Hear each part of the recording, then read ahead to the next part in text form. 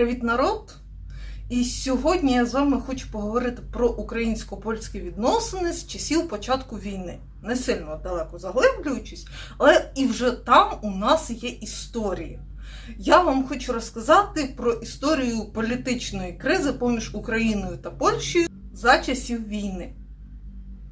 Тому що, як на мене, спровокувати міждержавну кризу поміж Україною та Польщею взагалі-то треба вміти. І взагалі-то подекуди в цій історії, я кажу відверто, мене пробивало на ха-ха. Але даруйте, це був уже істеричний сміх. Я не можу спостерігати наш схематоз, відвертий схематоз.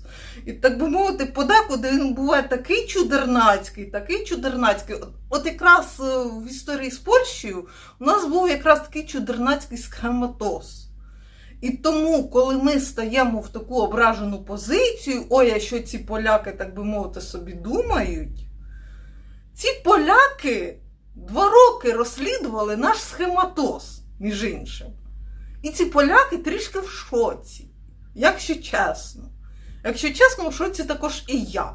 Просто в мене є мій трішки часом істеричний сміх, мене рятує. Але насправді ситуація зовсім не смішна, і взагалі-то я співчуваю польській стороні коли що. Тож ми починаємо.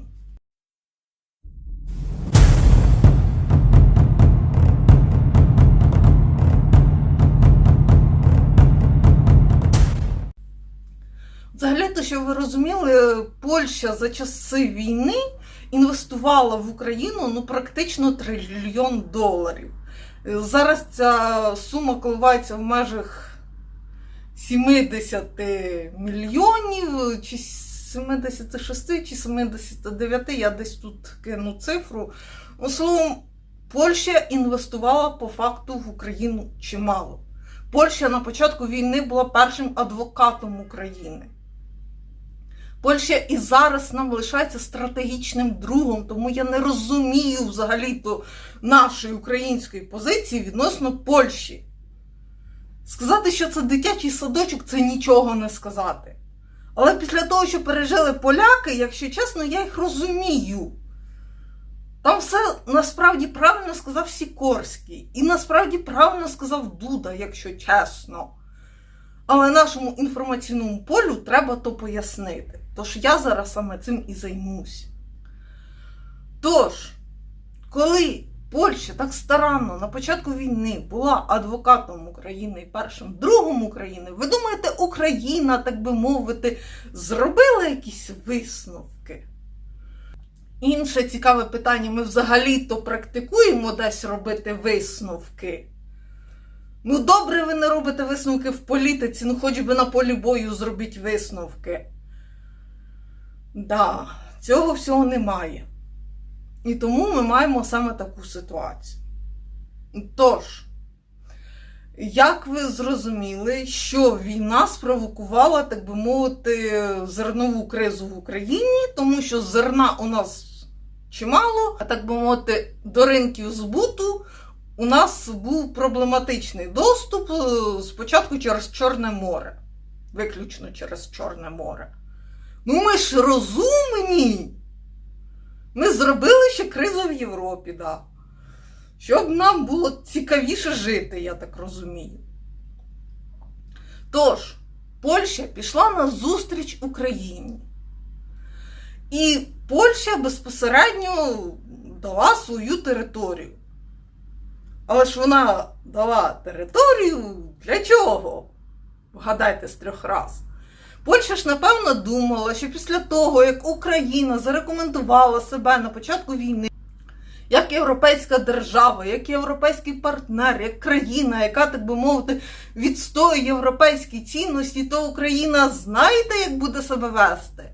По-європейськи. А ми як себе вели? Давайте я потримаю інтригу, я не буду відразу вам розповідати, як ми себе вели, але ми спочатку, так би мовити, подивимося з нашої точки зору. Тож, у нас назріває скандал безпосередньо зерновий. От поляки чогось образились на нас. Чогось, взагалі не зрозуміло чого.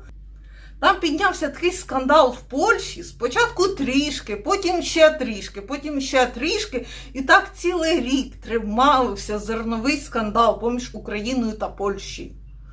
Було безліч випадків, всіляких, різних. Навіть Росію туди приплели, не знаю чого.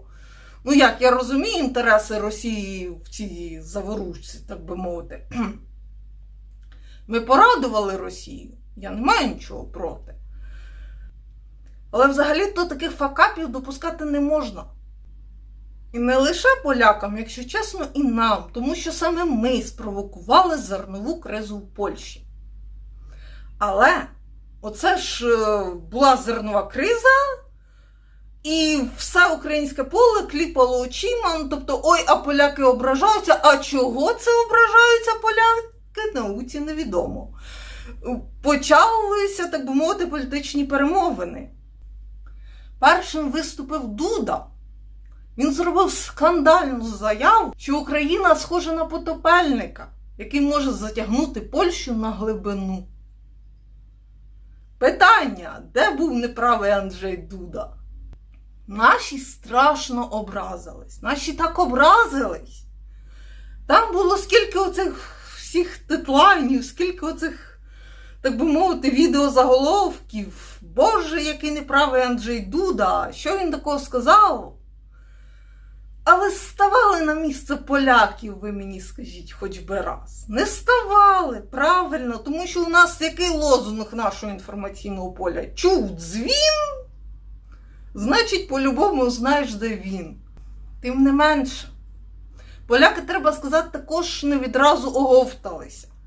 Тобто поляки, маю на увазі польський уряд, довго урегульовував зернову кризу. Польський уряд довго, так би мовити, якось втихомирював зернотрейдерів своїх і фермерів. Тому що обурилися всі. Ціни в Польщі на зерно різко впали. Це страшно вдарило по фермерах. Це страшно вдарило, так би мовити, по полякам. Наші в цей час ображалися на Дуду, щоб ви розуміли.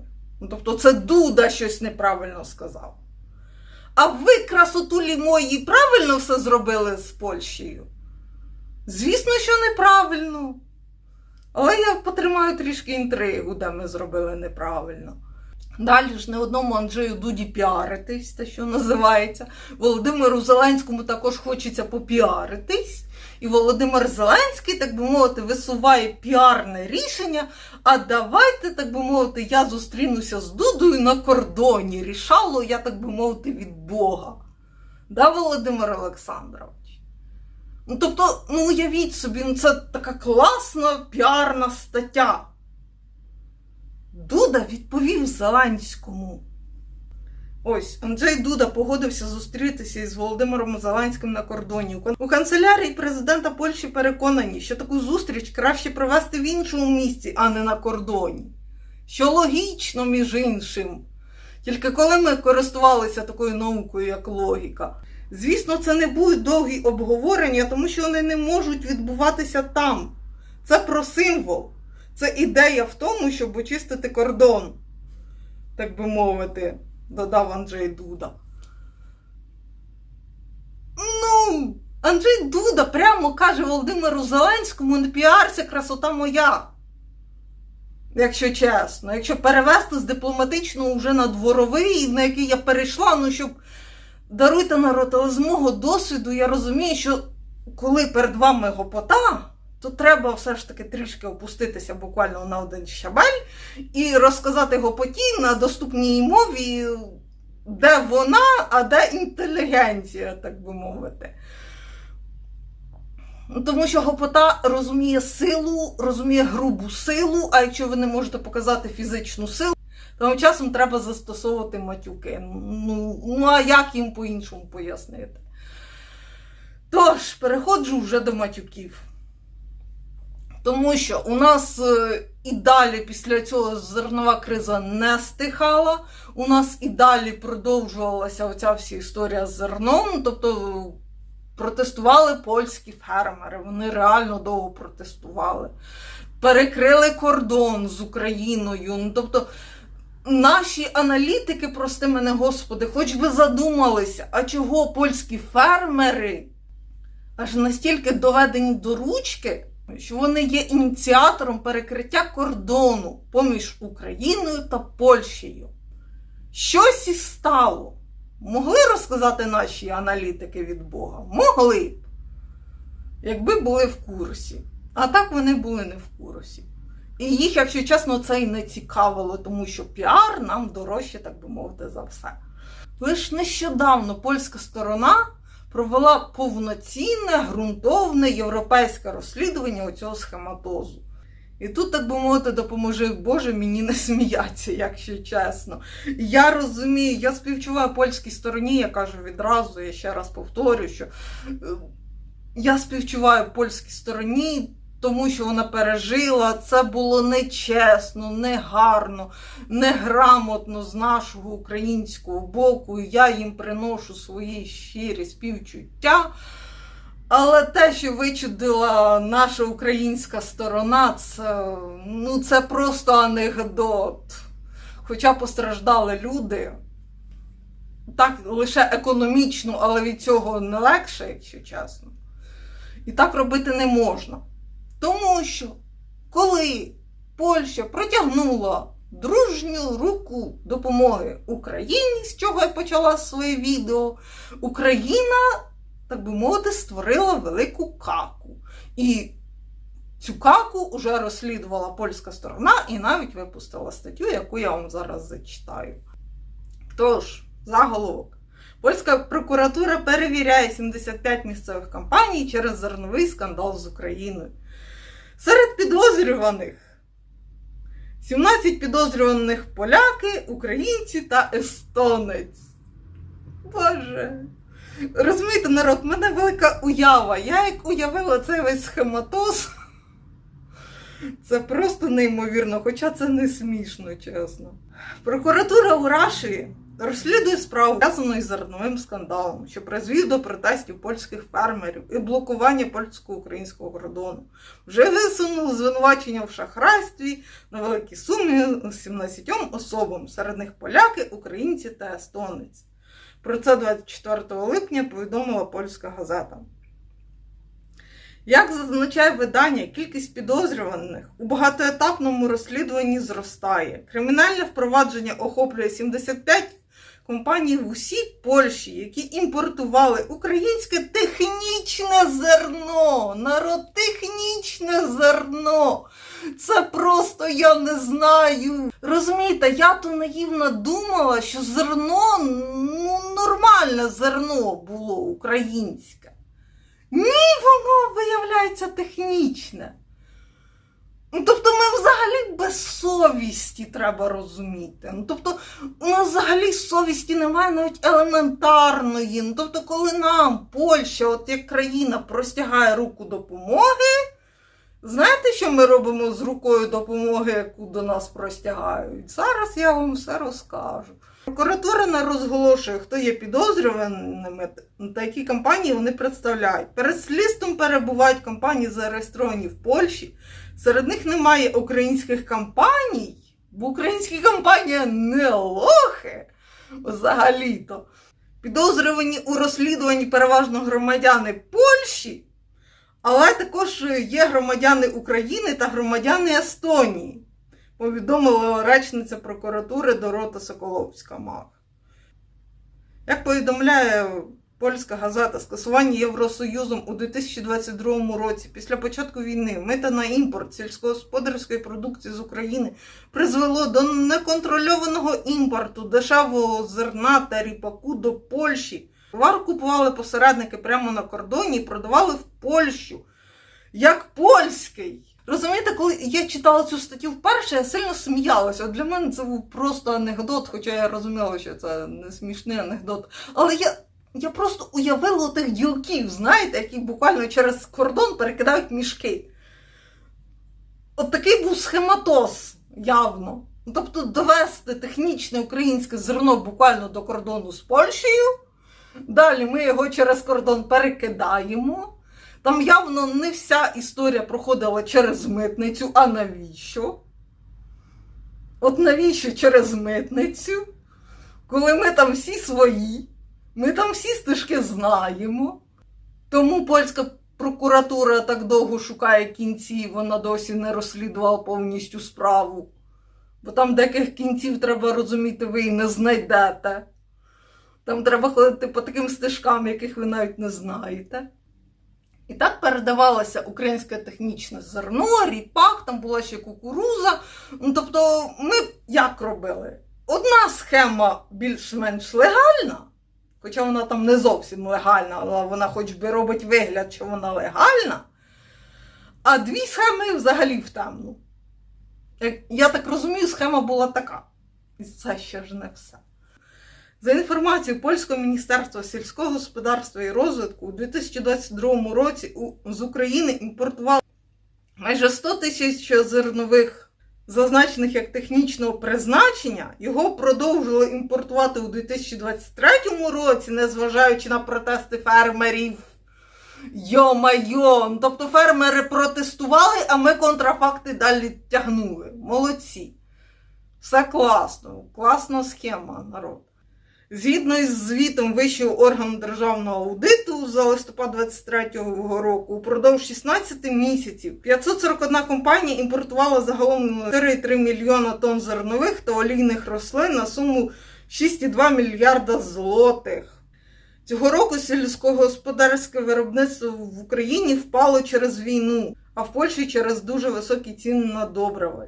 Через зерновий скандал фермери втратили гроші, тому обмежили внесення добрив. Споживачі це обов'язково відчують, зазначає фермер. Лідер організації «Ошукане село». На його думку, не всі винні понесуть відповідальність за скандал. Попри обіцянки, уряд так і не оприлюднив список імпортерів, пояснюючи це юридичними перешкодами. Юридичні перешкоди, коли що створює сама Україна.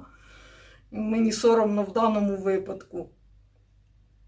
Мене це не дивує. Заробляли гроші мільйони злотих на українському зерні справа наліво. Ми знаємо хто, сказав Гринь. Ну, словом, така історія. Це був вкрай поганий схематоз. От вкрай поганий. Вкрай грубий, вкрай неприємний. І ні дня, ні разу не європейський. Ну, тобто, коли ми б'ємо себе тапком в груди і кажемо, що ми європейська країна, пам'ятайте про те, що поляки добре знають на практиці, які ми європейська країна. Добре? Тому давайте ми не будемо розказувати хоч би поляки. Поляки вже за 2 роки війни і до третій отако наїлися української європейської країни. І це об'єктивний факт. Тому що скандалу з зерном так ніхто, так би мовити, не розслідував з української сторони. І воно і не треба, бо навіщо, ну не хайп. Ну от коли полякам розказувати, які вони неправі, це ми, так би мовити, 2 руками за. А коли вибачатися перед поляками, то немає кому, да? Зовсім нема кому. Ну тому що ми ж політики, да? Але добре, не в цьому відео. І це ж не кінець, як ви розумієте, цієї історії. Знову повторюсь, ми влаштували полякам скандал, самі висновків не зробили. А навіщо? Потім до нас приїхав Радослав Сікорський. Це вже нещодавня історія, але знову ж таки було стільки здивованих людей, казали, Боже, а за що? Оці поляки, знову вони якісь не такі. Ну, люди, у нас був перед цим зерновий скандал з Польщею. Перед цим, як я казала, поляки простягали руку допомоги Україні. Слідкуйте, так би мовити, за причинно-наслідковим зв'язком. Приїхав до нас міністр закордонних справ Польщі Радослав Сікорський. Так би мовити, поведінка Зеленського. Зустріч Зеленського та Сікорського проходила вкрай напружено. Це була практично сутичка. Далі, давайте я пролистаю цю статтю. За повідомленням учасників розмови, атмосфера поміж Зеленським та Сікорським була вкрай напруженою. Можна сказати, навіть можна було навіть говорити про сварку. За словами джерел, поляки, схоже, були як мінімум здивовані стилем, в якому Зеленський намагався поговорити з головою МЗС Польщі. Да, треба сказати, поляки не одні, ви були здивовані. Я, якщо чесно, також була здивована. Особливо рівнем аналітики українського Ютубу з приводу українсько-польських відносин. Далі. Зеленський начебто відразу звинуватив Польщу, що вона не підтримує Україну у переговорах щодо вступу до ЄС. Цікава історія. А чого то Польща після всього має підтримувати Україну щодо вступу в ЄС? Після зернового скандалу, після того, як Зеленський захотів пропіаритися. Ну класно, причинно-наслідкові зв'язки, ну як у Равлика. І те, напевно, Равлик має більше причинно-наслідкових зв'язків. Це куди треба засунути? Сікорський повідомив, що Польщі знадобилося десятиліття для вступу у запропонований Офісом Зеленського термін нереалістичний, що і вимагалося довести. Тільки фіг же ж з тим. Тобто наш Офіс взагалі не зрозуміло, на яких небесах він там ширяє. Розумієте, народ, я люблю фантастику, але я і люблю історію. І я, так би мовити, ці дві реальності, можна так сказати, все-таки розмежовую в своїй голові. Ну не можна. Ну, тобто Володимир Зеленський, що правда, думає, що він прийде, скаже «Я Зеленський», і Байден скаже «А на тобі НАТО», да? А Сікорський скаже «А на тобі вступ у ЄС», да? Ну це де людина знаходиться, на якому світі? Ну ви мені просто покажіть, ну хоч би напрямок, я не знаю. Ну де він там знаходиться? Я вже мовчу про цей весь наш розгон Україна в НАТО, Україна в ЄС, наші гарні оченята, ну це просто маячня, так би мовити, людей, які ні чорта, якщо чесно, не розуміються на політиці. Ну тобто, ви маєте просто зрозуміти, що ні в НАТО, ні в ЄС нас відразу не візьмуть. По-перше, є процедура, по-друге, є технічні вимоги, на які ж нам начхати. Тому що у нас, так би мовити, розуміння себе, як країни, ну от буквально як блондинки. Ну, тобто ми вважаємо, що от ми є, ми такі гарні, візьміть нас у НАТО. А це для початку не шлюб з іноземцем. Це, так би мовити, процедура злиття певних державних систем. Якщо ці державні системи, так би мовити, ніде ніяк не знаходять контакту, то вони просто не зливаються. І просто ініціація злиття, так би мовити, відразу, так би мовити, йде в бан. Тобто відразу з'являється плашка, так би мовити, доступ вам таким гарним строго заборонений. І все. Ми просто до цієї плашки ще не дійшли. Але якщо ми і далі будемо так вимахуватися, ми обов'язково дійдемо. І Урсула фон дер Ляєн нам не допоможе. Далі президент заявив, що Варшава мала передати Україні більше військової техніки та могла почати збивати російські ракети і дрони над Україною. Щас! Аж 2 рази. Отак як ви зерно, так би мовити, в Польщу не постачали, так само і Польща буде збивати дрони та ракети над Україною. Точно так само. Люди, це політика. У політиці є простий, так би мовити, принцип. Ти мені, я тобі. Якщо вже зовсім просто, так би мовити, для дитячого садочку пояснювати. Ну, у відносинах поміж чоловіком і жінкою, якщо вони от прямо 2 дорослих, то цей принцип «ти мені, я тобі» загалом то він також підтримується. Так би мовити, просто так і батько матір не цілує.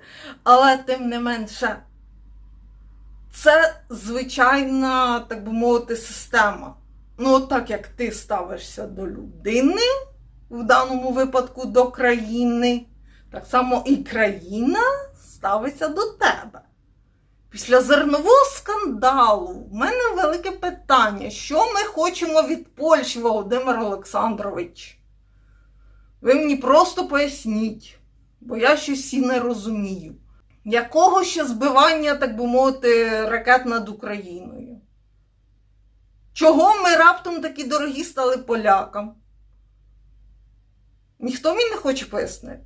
Чого зараз поляки, отримавши скандал на своїй території і не отримавши вибачень від України, мають розчехляти свою військову міць і, так би мовити, прикривати Україну? Чого це раптом? З якої радості? Ну, поясніть хоч би мені самі цікаво. Далі, Сікорський відповів, що це неможливо без рішення НАТО. Ну, воно зрозуміло. Потім Зеленський сказав, що Польща роздмухує тему Волинської трагедії з внутрішніх міркувань і не повинна порушувати цю тему. Натомість Сікорський закликав до ексгумації жертв згідно перепоховання. Тобто Сікорський явно просив Володимира Зеленського як людину: дай же ж нам доступ на свої кладовища, там, де лежать польські громадяни. Нехай давно померлі, їх потрібно перепоховати згідно польських традицій. І що сказав Володимир Зеленський? Володимир Зеленський всім показав, яка він гарна у нас красота. Володимиру Зеленському з манікюрного салону взагалі не рекомендується виходити на світ Божий. Політик він знайшовся тут мені, який веде зовнішню політику. Нехай в кварталі займається своєю, прости мене, Господи, політикою, а тут за таке голову відривають, Володимир Олександрович. Це політика, це серйозна гра. І це ж не остання історія з Польщі, як ви розуміли. Тому що після того, як Зеленський показав Сікорському, яка він у нас дорога красота, ви думаєте, поляки це в другий раз будуть терпіти? Не будуть вони цього все терпіти. Сталася історія з Усіком, як так би мовити, наступний етап у ланцюжку цьому логічному. Зараз я просто зачитаю звернення президента. Поговорив телефоном з Олександром Усиком, коли він був затриманий. Я був обурений таким ставленням до громадянина і чемпіона. Доручив міністру закордонних справ України Андрію Сибізі та міністру внутрішніх справ України Ігорю Клименку негайно розібратися в усіх деталях інциденту в аеропорту Кракова. Щойно мені повідомили, що все добре, нашого чемпіона відпустили і більше ніхто його не затримує. Я рада за Усіка. Але це сигнал. І це ж далеко не останній сигнал, який нам подає Польща, що ви, шановні мої українці, і далі в інформаційному полі будете вести себе як дешева курва, яка хоче походити на дорогу курву, то ви в мене, курви, будете, так би мовити, знати собі ціну. І не ту, на яку ви претендуєте. Це, так би мовити, короткий опис того, що нам хоче сказати польська сторона через оці всі, так би мовити, скандальні сигнали. Тому що це ж не останній сигнал. Ви забуваєте, що поляки – це слов'яни. От я, так би мовити, комунікую зі своєю слов'янською групою на роботі, де я працюю в Копенгагені, в Bella Sky, коли що. Я розумію, що дівчата, вони лише представляють свої країни, вони не мають впливу на свою країну, але тим не менше я стараюсь тримати в кучці слов'янську групу. Ну, маю на увазі українців, поляків, словаків і кого знайду. Тобто я їх привчаю до того, що ми всі брати слов'яни. Тобто нехай це буде, так би мовити, маленька моя дипломатія. Тобто це не дипломатія дорослого, це така дипломатія в дрібній пісочниці. Я нічого не вимагаю від дівчат. Я чудово розумію, що вони не впливають, так би мовити, на загальний фон. Але тим не менше я їх привчаю до того, що не всі українці такі гарні, як Володимир Олександрович. Далі, після того, як Володимир Зеленський, оце ж поговорив, прости мене, Господи, Сікорським, ледь не посварився з ним, висунув вимоги до України. Тобто стаття вийшла із заголовком, що Польща підтримує Україну, але ми маємо свої вимоги. І він викотив вимоги. Ми хочемо зберегти двопартійну підтримку США, Союзу з Європою, підтримку України, фізичну присутність американських військ у Польщі, заявив Сікорський. Далі. У відповідь на запитання щодо ускладнень переговорів з Києвом, Сікорський заявив, що на Україну тиснуть. В Україні все добре, на морі трохи гірше на суші, ми підтримуємо Україну, але, звичайно, у нас також є свої вимоги, як це буває поміж сусідами. Я вас вітаю, громадяни-політикани, по-моєму, ви добазікались, ви просто цього ще не зрозуміли. Але я вам зараз поясню. Сікорський заявив, що між сусідами іноді виникають проблемні питання. Він також додав, що Польща підтримує Україну зброєю, фінансовою та гуманітарною допомогою. Тобто Польща у нас є все ж таки європейською країною, Польща у нас все ж таки намагається вести з Україною грамотну європейську політику. Важливо, щоб і наша українська сторона трішки розуміла, що з нею ведуть себе грамотно і по-європейськи. Що є певні процедури, яких ви не перескочите. Бо те, що ви гарні, це нафіг нікому не цікаво в цій грі. Які ви в нас гарні, які ви в нас потужні, які ви в нас незламні. Оця вся фігня гроша ломаного не стоїть, якщо чесно. Оці всі ваші лозунги просто пустопорожня балаканина. В українсько-польських відносинах її просто не має бути. Ви забуваєте про дипломатію як таку, тому що Володимир Олександрович зробив велике досягнення. Просто обнулив дипломатію як таку. Тобто він начхав на протоколи, на те, що політики все ж таки поміж собою зустрічаються за певних умов, що є для чогось посли. Посли також виконують свою роль, далеко не останню, коли втручається посол у переговорний процес поміж одним президентом та іншим президентом, то не треба посла за це чмирити, Володимир Олександрович. Тому що це говорить про те, що ви не дотягуєте. І посол намагається прикрити вашу дупу, яка не вартує навіть ломаного гроша. Якщо чесно. Тепер геніальна політика Володимира Олександровича призвела до того, що у нас натягнулися стосунки з Польщею. Я вже мовчу про те, що Володимир Зеленський всіх чмирить, хто йому не подобається. А мені особисто начхати, що подобається Володимиру Олександровичу.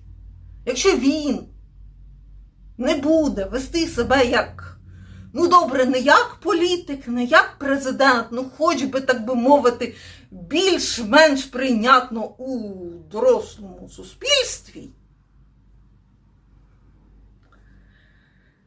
то його перемелять, притом заживо. Це, звісно, алегорія. Ніхто напряму цього робити не буде. Але термін «політичний труп» я раджу запам'ятати. Тому що політичний труп, він живе фізично. Фізично його ніхто не чіпає. Тому що фізично він нафіг нікому не треба. Але політично, психологічно і морально він просто-напросто труп. От якщо Володимир Зеленський іще раз неграмотно поведеться з поляками,